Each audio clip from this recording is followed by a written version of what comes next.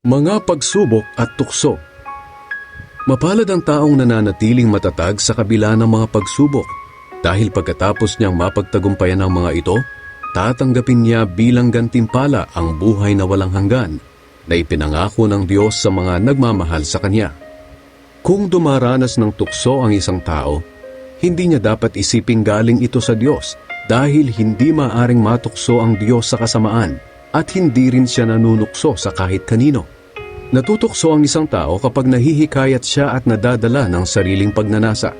At kung susundin niya ang pagnanasa niya, magbubunga ito ng kasalanan. At kung magpapatuloy siya sa kasalanan, hahantong ito sa kamatayan.